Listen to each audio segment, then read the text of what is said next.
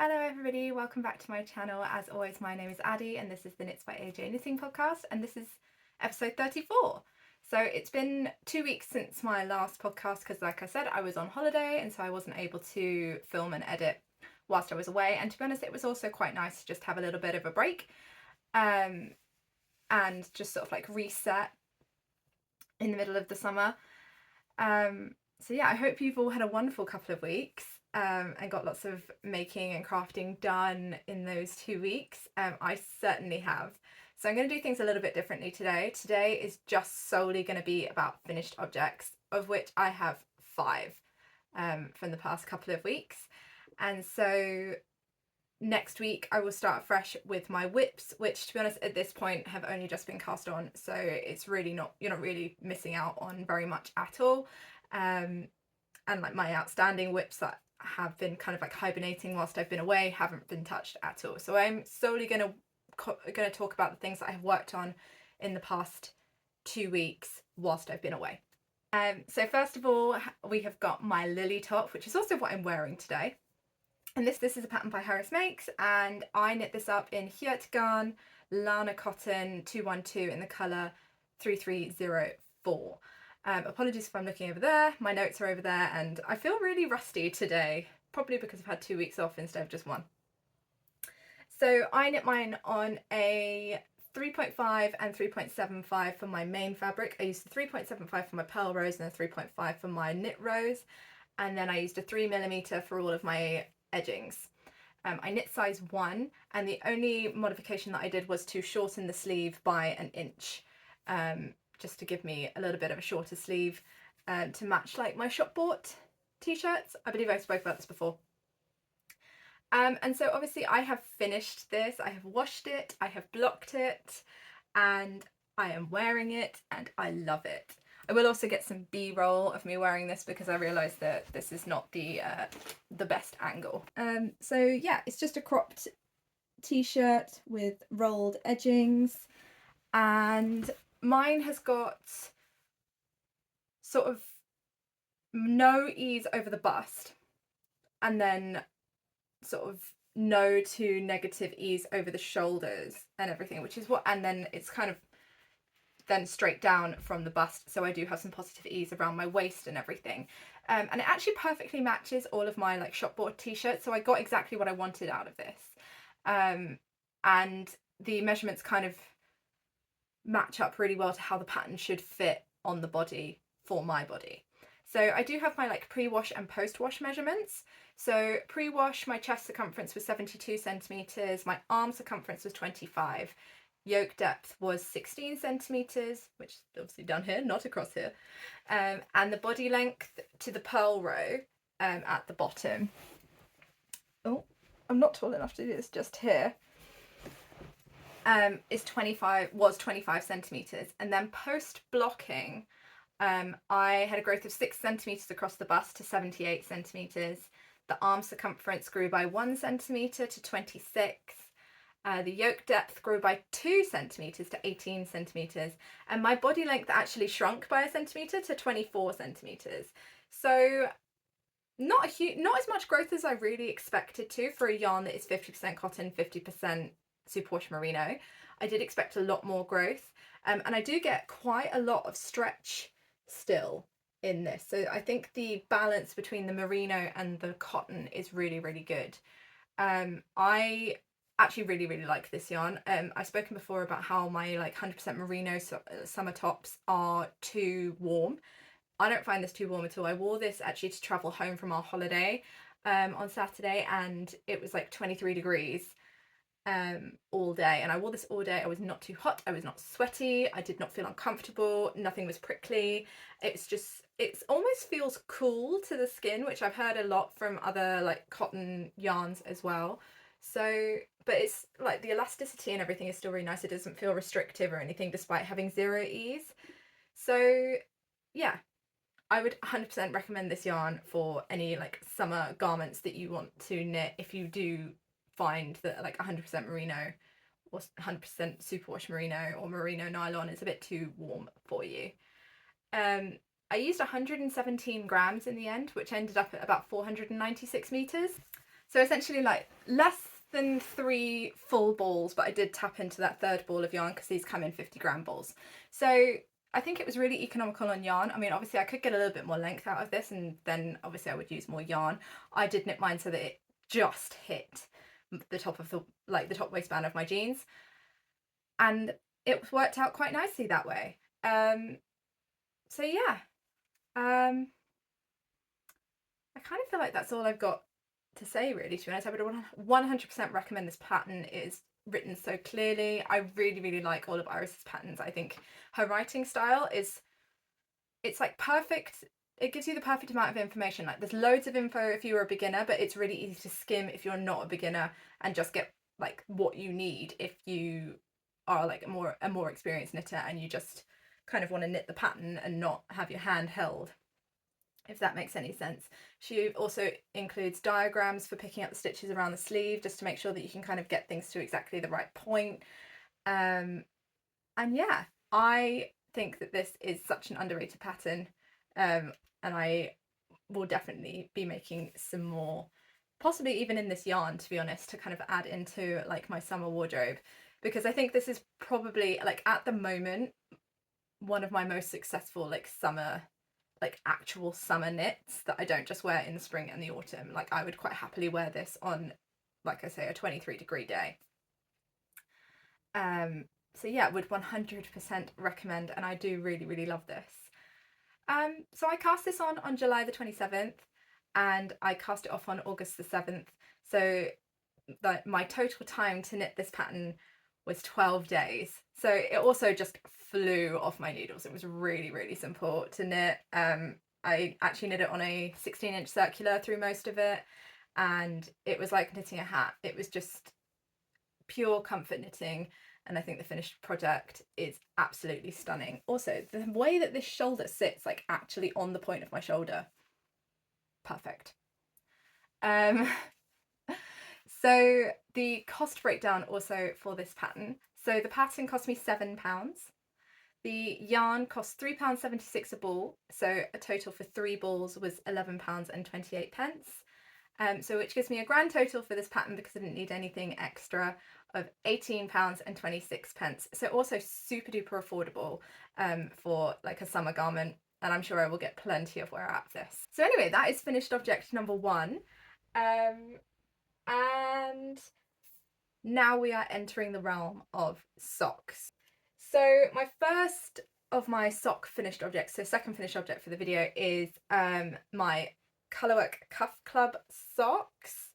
And I have used Opal Uni 4-ply in the colour Lilac, and the Lonely Knitter 75/25 sock in Hold the Door, and also Lang Wool in the colour Rose.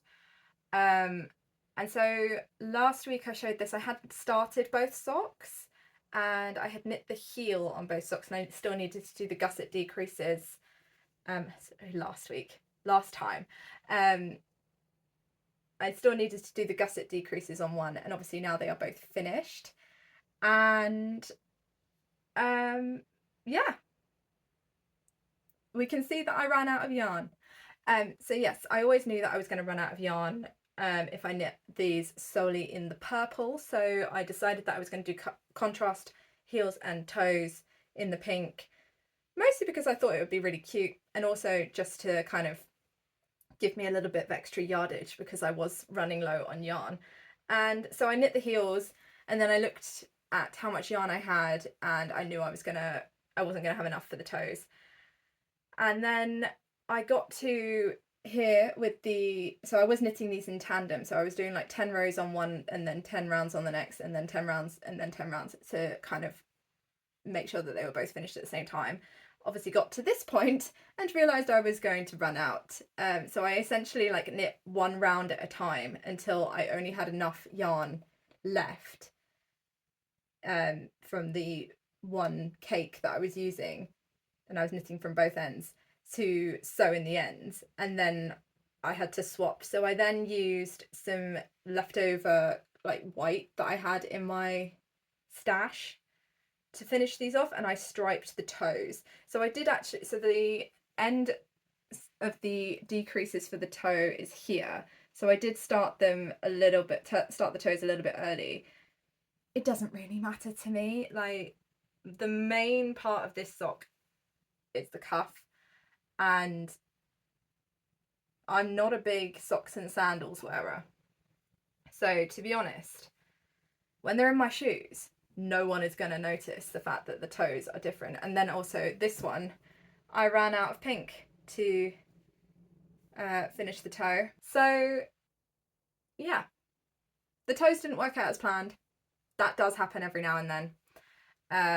It's not the end of the world. I'm quite happy with them how they are. I'm still going to wear them. I still think these are super duper cute. They kind of like just flew off of my needles. I really didn't spend very much time knitting these at all, and actually they did kind of sit languishing for a couple of days whilst I worked on other bits and bobs as well, like mainly to get this finished. So I think if I hadn't have let them sit for like a couple of days, then they would have been finished even earlier. And I'm really, really excited to get going on the September colourwork chart as well, and see where that's going to take us. And I'm also really excited for the October one.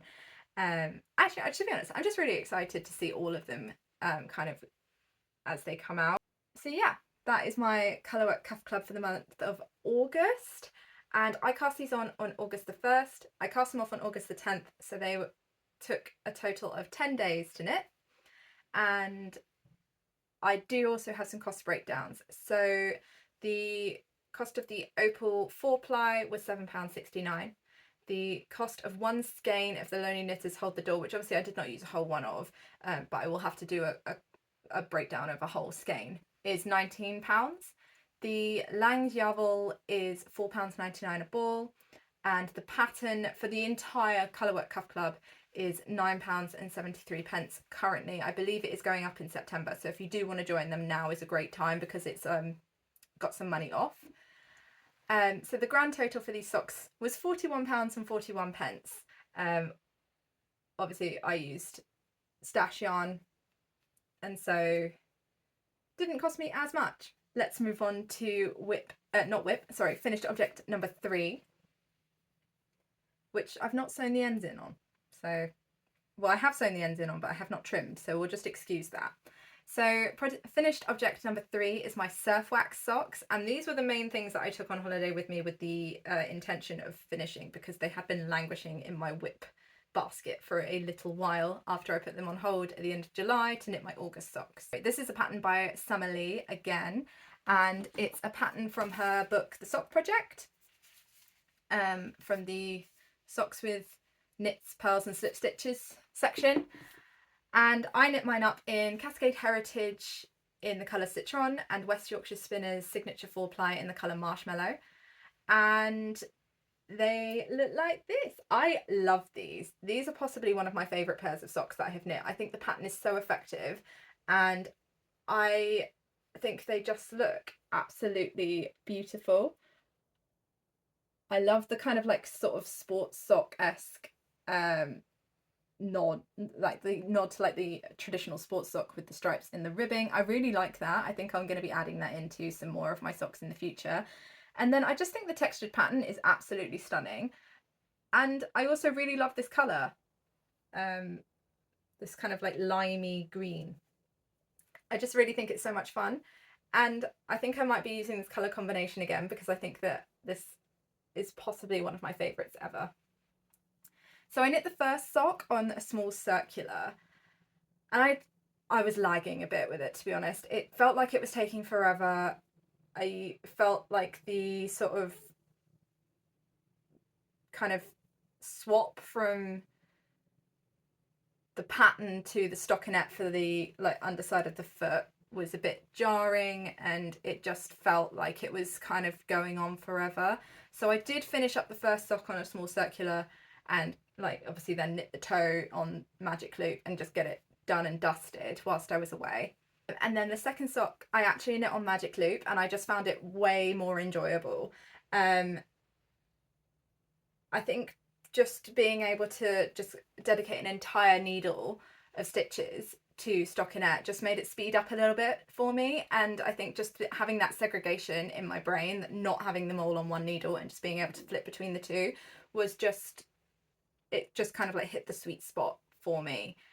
And so it just flew off my needles in like, I think it was maybe 2 days I managed to knit it. I think that's something that I need to kind of keep in mind for when I'm knitting a textured sock in the future, that maybe actually knitting the leg on a small circular might work for me when it's all patterned.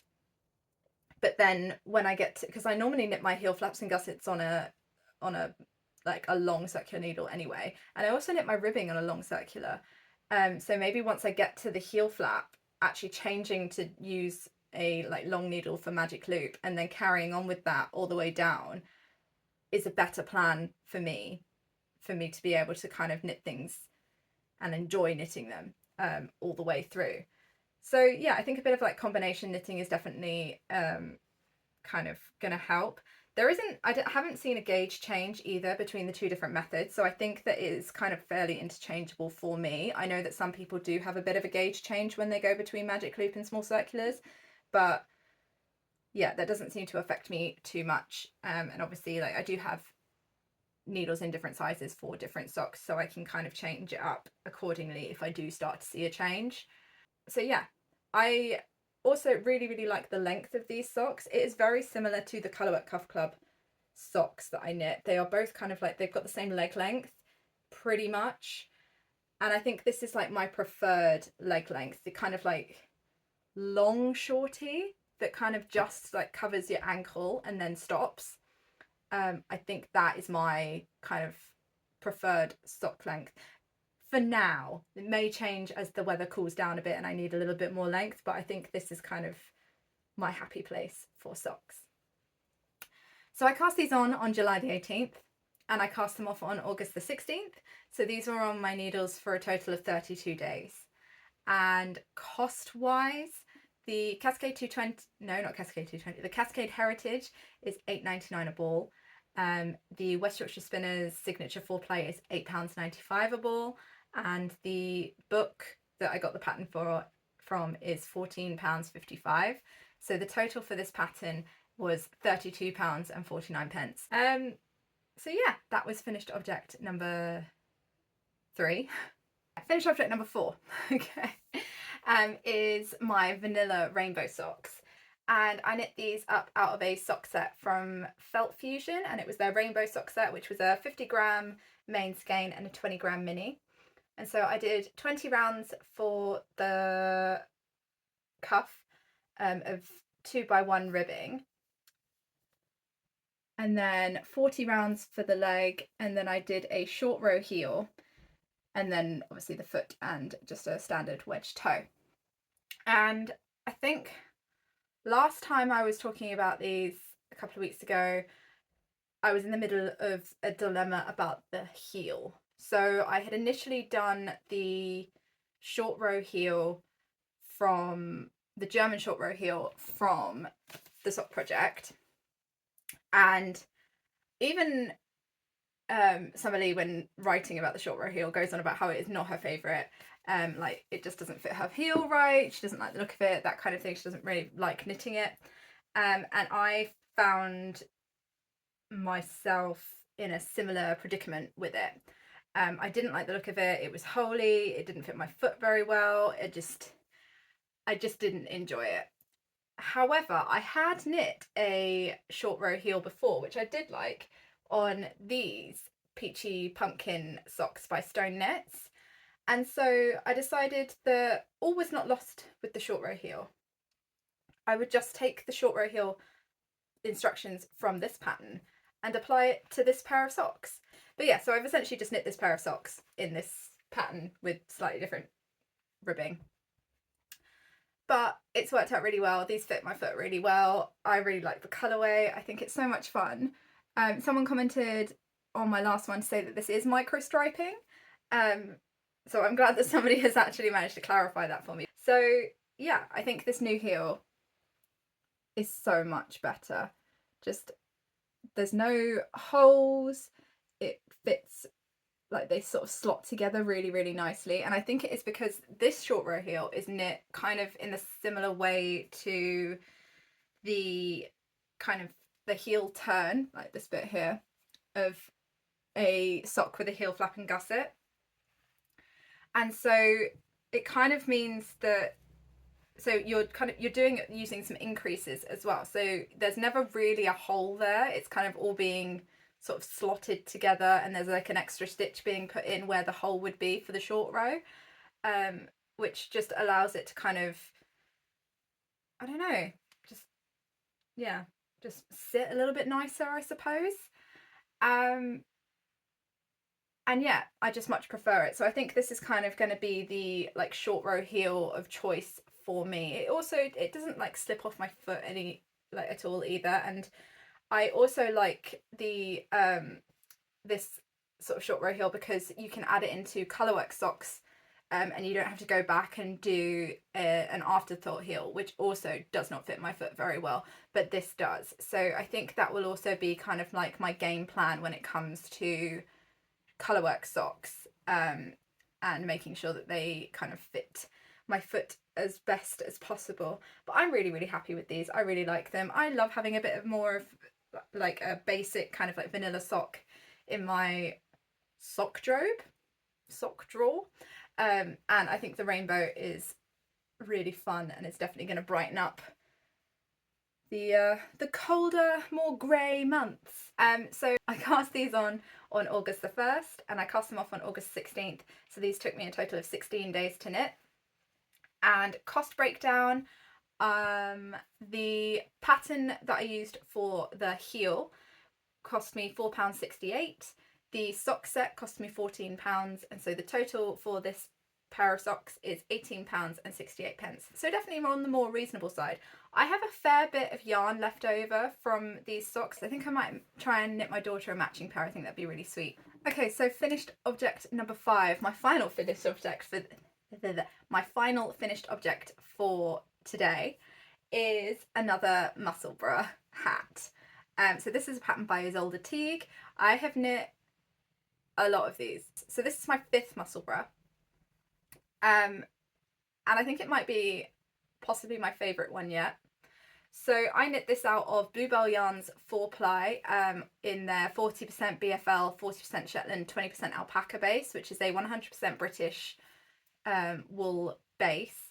I think it even said that it was spun in Yorkshire. I've left the ball band downstairs, which is kind of annoying. And I knit up the adult medium, and I used a 3mm needle, and so that gave me 6 stitches per inch. So I knit up the size for my gauge. It's one of those things that I really love about the Musselburgh hat pattern, that you cast on and then you measure your gauge, and then it has a chart that tells you how many increases you need to do for your gauge. So it is completely customizable for whatever yarn you are using. And so yeah, I absolutely love this. This is the forest green colourway, and I think it's absolutely stunning. It's absolutely everything I wanted. So I based this version off of a version that I knit for my husband, which is just here. This was in Pigment and Ply British wool base, and this is in the Bluebell Yarns British wool base. And so this is a non-superwash, and this is a non-superwash, and this is what I kind of based this one off of, because when I knit this for my husband, I was like, oh, actually, I really want one of these. I just much prefer the kind of the feel and the structure of the non-superwash base, and I really like the look of the non-folded brim. If I pop this on quickly, which to some people may make me look like an egg, but I quite like it, to be honest. I bought a new coat, and my new coat does not have a hood, and so I wanted a non-superwash also for like the kind of like waterproof aspects of non-superwash wool. Obviously in like a torrential downpour it's not going to help me, but if it's just kind of drizzling, then this is going to kind of be what I need, and then obviously I can have an umbrella over the top. So yeah, so I cast this on and I knit all of the increases. I'll take it off so I can actually show it a bit better. So I cast this on and I knit all of the increases before we went away, and then in the car on the drive up to our holiday house I essentially just had the body of the hat to knit. So it was just like miles and miles of stockinette. And so if I unfold this, it just looks like this. it's not particularly long, to be honest. And because it was just miles and miles of stockinette, I think I got to about here-ish on the drive up. And then I also kept this in my bag whilst we were walking around, and I used this as like my walking and knitting project because it was just so simple, and it was like when you're knitting small circumference socks, or if you're doing magic loop, it's a lot of kind of like moving the needle around and moving the stitches around in the needle. And because this was on a 16-inch circular for the majority of it, it was just a little bit easier to kind of walk and knit, and it was just a little bit more comfortable to walk around with. So I actually did quite a lot of knitting and walking whilst we were away. But yeah, I absolutely love this hat. And I can't wait for it to get a bit cooler so that I can start wearing it. And yeah, I just really, really like it. I love the colour, I love the feel of it, I love the elasticity, I love the fit. Absolutely everything about it. So I used a total of 60 grams for this one. So about 210 meters, and I had 100 grams, so I still got a good amount of yarn left over from this, which is quite nice because I can use it to make something else. And the total length is 43 centimeters from the tip of one crown to the tip of the tip of the other crown, and it's 29 centimeters between the end of the increases and the start of the decreases. And I have left a marker in here which I should take out. So I cast this on August the 9th, and I cast it off on August the 17th. So this muscle bra took me a grand total of 9 days to knit, which shocked me. I thought I had this on the needles for much longer. And the cost breakdown for this, so the pattern for the muscle bra hat is £6. The yarn cost me £17, and so the total for this hat was £23, which also I don't find too unreasonable for a non-superwash hat. I'm very happy with it, to be honest, and I still have, like I say, like just under half left over, like 40% of the yarn left over, so I can quite easily use that for another project. And so that brings me to the end of my actual knitting for this week. I do have some plans for the week, and they are to add one more chart into repeat into my Circunet cardigan. I would like to get going on a pair of socks for my husband because he is running low on his socks. And I would also like to get my Ravelry projects back up to date. I do apologise if you've been looking at my Ravelry projects over the past couple of weeks. I have not updated them. I updated them after I uploaded my last podcast. And since then, it's kind of like been languishing. I've been away. I've had a nice little family holiday. I will get back to it. And so hopefully by the time this is up, they will all be up to date, and you'll be able to see what I'm working on and everything, and like see all my notes from all of my projects. So I apologise that they are not up to date, but I'm a one-woman band on this, and it's the summer holidays, and well, yeah, sometimes the Ravelry projects, they just fall by the wayside a little bit. Okay, so that is everything from me. I hope you all have a wonderful week. I hope you get lots of crafting done. I would love to know what you've gotten up to over the past week. I would love to know if you are also joining in on the Colourwork Cuff Club now that you've kind of seen everybody working it out for the past couple of weeks. But yeah, I hope you all have a wonderful week, and I'll catch up again with you all next week with some more knitting. Happy making!